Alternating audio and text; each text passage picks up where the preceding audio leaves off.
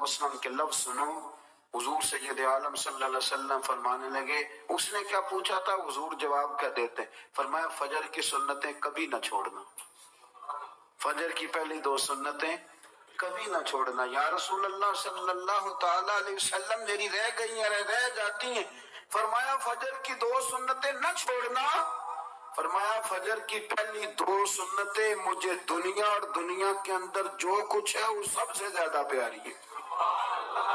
فجر کی 2 سنتیں دنیا اور دنیا میں جو کچھ ہے مجھے وہ سب سے زیادہ پیاری ہے، اس لیے فجر کی سنتیں نہ چھوڑنا۔ اب اعلیٰ حضرت بریلوی رحمت اللہ نے 1000 کتاب لکھی ہے، لیکن الوظیفۃ الکریمہ کے نام سے جو وہ صبح و شام وظائف پڑھتے تھے وہ الگ انہوں نے ان کو بیان کیا، پابندی کے ساتھ اپنی اللہ اللہ کرتے۔ شیخ شہاب الدین سہروردی رحمت اللہ علیہ اس پر ایک بندے نے اعتراض کیا، اس نے کہا جی آپ کس قسم کے صوفی ہیں، مرید بیٹھے ہیں اور آپ وہاں نفل پڑھ رہے ہیں۔ یہ بھی بڑا مسئلہ ہوتا ہے نا، جو بندہ ملنے آتا ہے وہ اپنے ٹائم کے حساب سے آتا ہے، اور اس کا یہ بھی خیال ہوتا ہے کہ پیر صاحب جو ہیں وہ چونکہ درویش ہیں تو نہ انہیں روٹی کھانی چاہیے نہ سونا چاہیے، چونکہ وہ درویش ہیں، اور ہم چونکہ درویشوں کے ماننے والے ہیں لہذا ہمارا یہ طریقہ ہونا چاہیے کہ جیسے ہم کہیں درویش ویسے ہی کر جائے، حالانکہ جس کو آپ درویش کہیں گے آپ اس کی مانیں گے، آپ منوائیں گے نہیں، تمہارا مزاج ہوتا ہے۔ شیخ شہاب الدین پر لوگوں نے اعتراض کی، حضور لوگ ملنے آئے ہیں، زیارت کرنے آئے ہیں، بندے دعا کرانے آئے ہیں، اللہ اللہ کرانے آئے اور آپ نفل پڑھ رہے ہیں، کیا جملہ ہے، کیا حسن ہے، کیا خوبصورتی ہے۔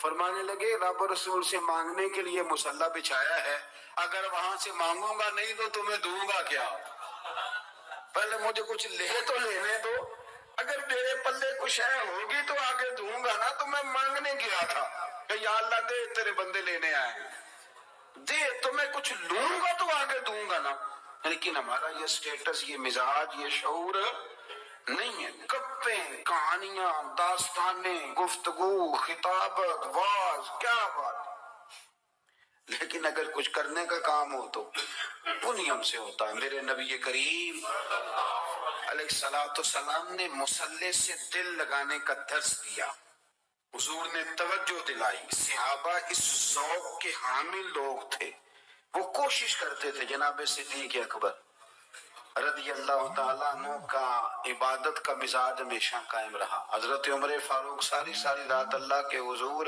کھڑے رہے۔ حضرت عثمان غنی رضی اللہ تعالیٰ عنہ عشاء کی نماز پڑھ کے 2 رکعتوں کی نیت باندھتے تھے، 15 سپارے پہلی رکعت میں پڑھ دیتے تھے اور 15 سپارے قرآن مجید کے دوسری رکعت میں پڑھ دیتے تھے۔ آپ نے نا حضرت عمر فاروق کے وصال کے بعد ان کی ایک بیوہ سے نکاح کیا،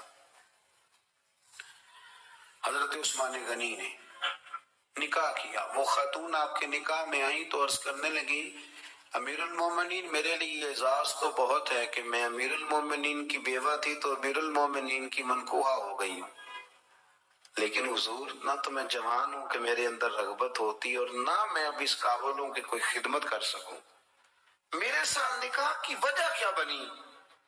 تو عثمان غنی رو پڑے، فرمانے لگے میں نے عمر فاروق کو مسجد میں اپنے رب سے ڈرتے ہوئے دیکھا ہے، میں نے اسے روتے ہوئے دیکھا ہے، عدل کرتے دیکھا ہے، انصاف کرتے دیکھا ہے، امت کی خیر خواہی کرتے دیکھا۔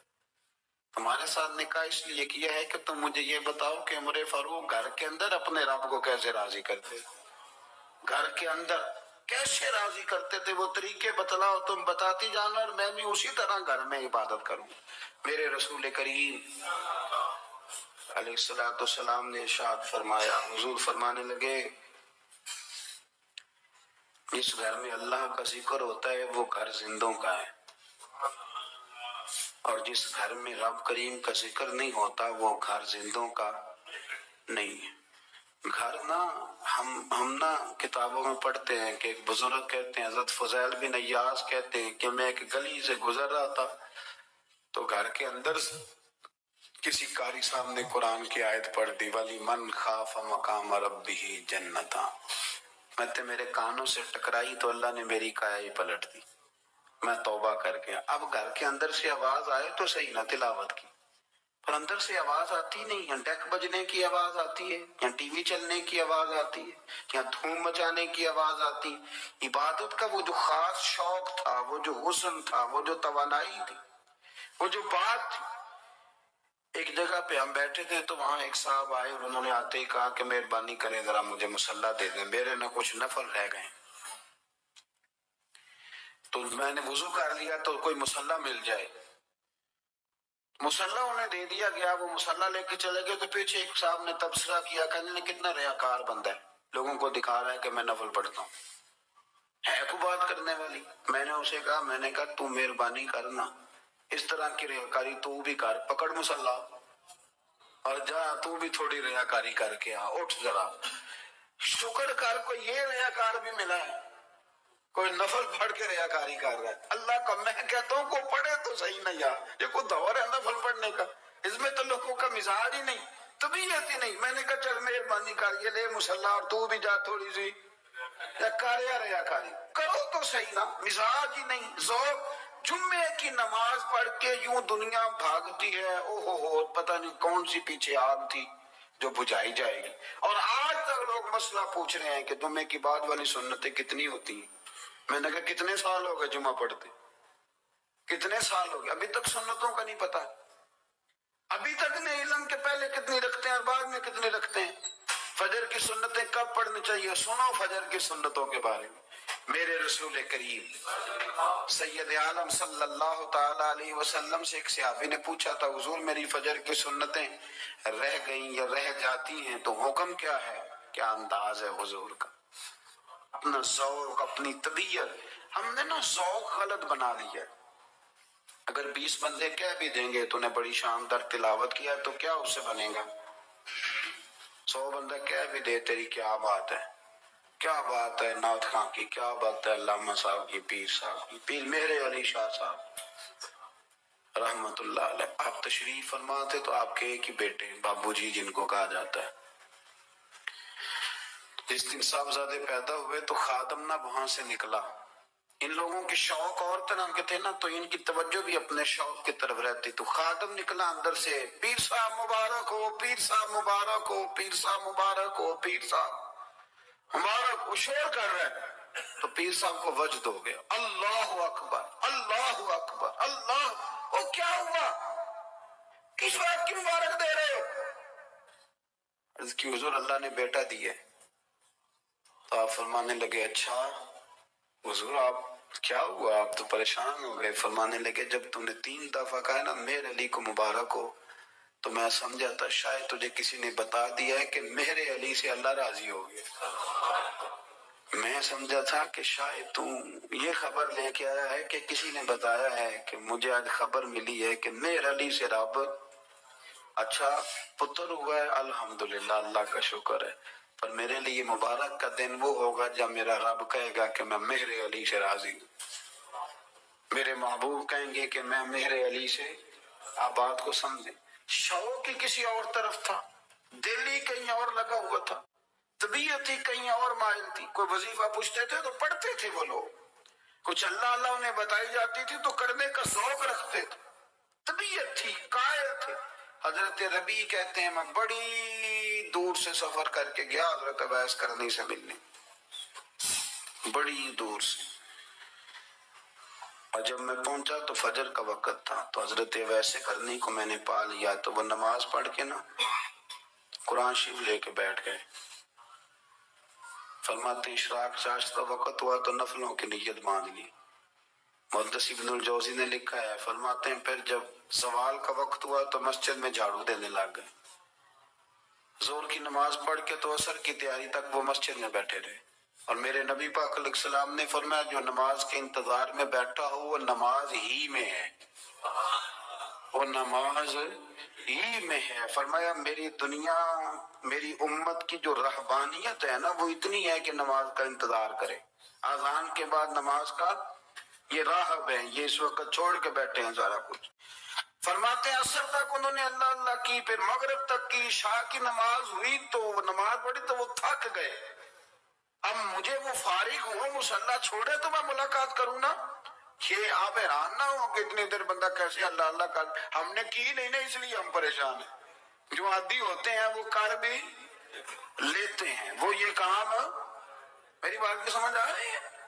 جب جاتے ہو کسی دفتر میں تو 8 گھنٹے کھڑے رہ لیتے ہو نا، مجبوری ہوتی ہے تو کھڑے رہا جا سکتا ہے۔ پاسپورٹ کے دفتر بولیے، امیگریشن کی لائنوں میں، اور میں نے تو ایمبیسیوں میں بندے 12 گھنٹے پہلے جا کے کھڑے دیکھے، رہ لیتے ہیں کھڑے۔ تو اگر ان کاموں کے لیے رہا جاتا ہے تو اللہ رسول کے لیے بھی کھڑے رہا جا سکتا ہے۔ تو فرمانے لگے کہ جب عشاء کی نماز کے بعد آخر انسان تھے، تھک گئے، نیند کا غلبہ ہوا، تو تھوڑی ایسے آنکھ بند ہوئی تو کھلی تو رونے لگے۔ حضرت اب ایسے کر لیا، رو کے کہنے لگے مالک مجھے غافل تو نہ کر، کوئی میں نے کیا بھی کچھ نہیں، دن ختم ہو گیا، کوئی نفل نہیں، کوئی اللہ اللہ نہیں، اللہ مجھے غافل نہ کر، میری مدد فرما۔ فرماتے ہیں جب وہ روئے تو میرے ساتھ جو شخص تھا، میں نے کہا اٹھو چلیں، کہنے لگا حضور ملنا نہیں، فرمایا جو میں لینے آیا تھا وہ مجھے مل گیا، جو میں ان سے سیکھنے آیا تھا وہ مجھے نصیب ہو گیا، اب اور میں نے کیا لینا، ختم ہو گئی بات، اٹھو چلیں۔ اللہ کے بندوں نے حضرت ربیہ بن کعب اسلمی رضی اللہ تعالیٰ عنہ فرماتے ہیں، کہتے ہیں جب بنو قریظہ اور بنو نذیر یہودیوں کے ساتھ حضور علیہ السلام نے جنگ کا اعلان فرمایا تو وہ دشمن ہو گئے، ہمیں خطرہ تھا کہ وہ رات کو کہیں محبوب کو تکلیف نہ دیں، تو کچھ لوگ نا تلواریں لے کے نبی پاک کے دروازے پہ پہرے داری کرتے تھے۔ گن مین رکھنا حرام نہیں، اگر کسی کو واقعی خطرہ ہو تو اس کے لیے سنت بھی ہے۔ حضرت علی المرتضیٰ تلوار لے کے حضور کے گھر کا پہرا دیتے تھے۔ حضرت ربیہ بن کعب اسلمی رضی اللہ تعالیٰ عنہ فرماتے ہیں کہ رات میری ڈیوٹی تھی کہ میں حضور کے گھر کا پہرا دوں گا، تو فرماتے ہیں میں باہر سن رہا تھا، ساری رات ہی میرے نبی پاک نے اللہ کی تسبیح پڑھی، ساری رات، کبھی تسبیح، کبھی تحلیل، کبھی تحمید، کبھی تکبیر، ساری رات۔ فرماتے ہیں ساری رات حضور پڑھتے رہے اور ساری رات ہی میں سنتا رہا، مجھے اونگ آ گئی، میری آنکھ لگ گئی، حضور ابھی پڑھ رہے تھے، میں تھک کے سو گیا، اور فرماتے ہیں جب میری آنکھ دوبارہ سے کھلی تو میرے کانوں میں پھر کوئی چیز گونجی، تو میں نے کان لگایا تو میرے حبیب ابھی بھی اللہ کو یاد کر رہے، ساری رات حضور رب کی عبادت کرتے۔ اسی لیے تو کہا یا ایھا المزمل قم اللیل الا قلیلا، حبیب ساری رات تو نہ جاگا کر، تھوڑا آرام بھی کر لیا کر۔ میرے بھائی اپنا مصلی، اپنی عبادات، اپنے وظائف، اللہ اللہ جو آپ نے کسی سے سیکھی ہے اس کو کبھی کمزور نہ ہونے دیں۔ شجرہ شریف جو کسی بزرگ سے آپ لے لیتے ہیں تو کیا رسم ہے کوئی؟ اس پہ کچھ لکھا ہوتا ہے، وہ پڑھنے کے لیے دیا جاتا ہے، اس پہ لکھا ہوتا ہے کہ یہ اللہ اللہ آپ نے کرنی ہے۔ ساری زندگی کسی اسکول میں داخل ہو گئے اور وہاں جا کے آپ نصاب ہی نہ پڑھیں، کتاب ہی نہ کھولیں تو پاس ہو جائیں گے؟ تو کہتے ہیں میں 20 سال جاتا رہا ملا کچھ نہیں، تو آپ نے لیا کیا ہے؟ ایک اتنی سی کتاب تھی، اس کو تو کھول کے آپ دیکھ نہیں سکے، اس کے وظائف تک تو رسائی نہ ہوئی، اس لیے کہ اللہ اللہ کرنا مشکل ہے اور تصویر کھچانا یہ آسان کام ہے۔ تو جو آسان ہے اس طرف ہماری توجہ لگی رہتی ہے اور جو مشکل ہے اس طرف ہم ذوق پیدا نہیں کرتے۔ یا ایھا الناس اعبدوا ربکم الذی خلقکم والذین من قبلکم لعلکم تتقون، اے لوگو اس رب کی عبادت کرو جس نے تمہیں پیدا کیا اور تم سے پہلوں کو پیدا کیا، اس لیے عبادت کرو کہ تم پرہیزگار ہو جاؤ گے۔